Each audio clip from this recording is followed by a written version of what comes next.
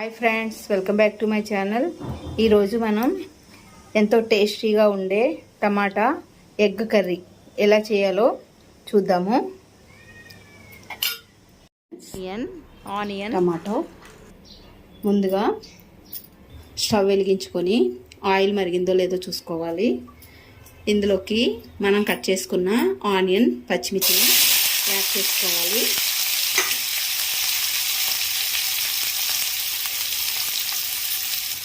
ఇవి కొంచెం పచ్చి వాసన పోయేంత వరకు వేయించుకొని అప్పుడు అల్లం వెల్లిగడ్డ పేస్ట్ని యాడ్ చేయాలి. నేను ఇలా కొంచెం వేగిన తర్వాత ఇందులోకి మనం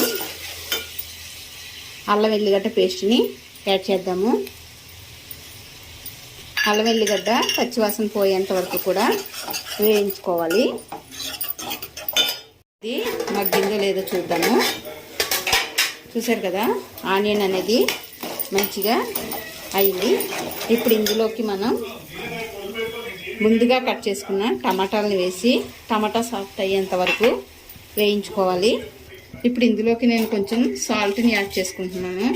ఇలా సాల్ట్ అనేది ముందుగా యాడ్ చేయడం వల్ల టమాటా అనేది తొందరగా సాఫ్ట్ అవుతుంది. ఇప్పుడు దీనిపైన మూత పెట్టి కవర్ చేసి ఉంచుదాము. మనం టమాటా అనేది అయిందో లేదో చూద్దాము. చూసారు కదా, మంచిగా టమాటా అనేది ఆయిల్ సెపరేట్ అయ్యేంత వరకు కూడా వేగింది. ఇప్పుడు ఇందులోకి రుచికి సరిపడినంత సాల్ట్, చిల్లీ పౌడర్, ధనియాల పొడి, కొంచెం కొబ్బరి పొడి వేసుకొని వీటన్నిటిని కూడా మంచిగా కలుపుకోవాలి.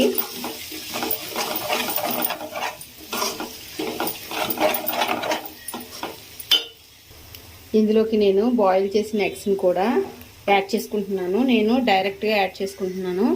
మీకు నచ్చినట్లయితే ఫ్రై చేసి కూడా యాడ్ చేసుకోవచ్చు.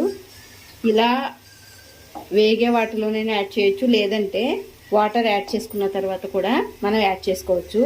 ఇలా కొంచెం సేపు ఆయిల్లో ఫ్రై అయితే టేస్ట్ అనేది మంచిగా ఉంటుంది.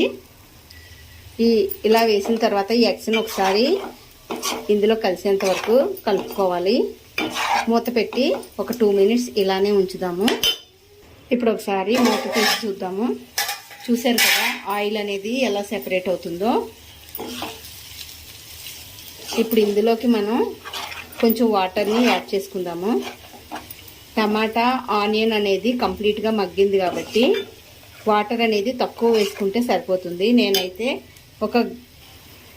ఇలా ఒక గ్లాస్ వాటర్ వరకు యాడ్ చేసుకుంటున్నాను. దీని ఫస్ట్ స్టవ్ని హై ఫ్లేమ్లో పెట్టుకోవాలి.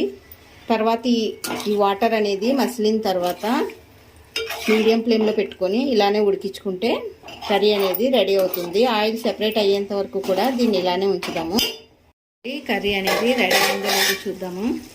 చూసారు కదా ఫ్రెండ్స్, ఆయిల్ అనేది మొత్తం సెపరేట్ అయింది, అంటే కర్రీ అనేది రెడీ అయింది కదా. ఇప్పుడు ఇందులోకి మనం కొంచెం గరం మసాలా, అలానే కొత్తిమీర, పుదీనాను కూడా యాడ్ చేసుకుందాము.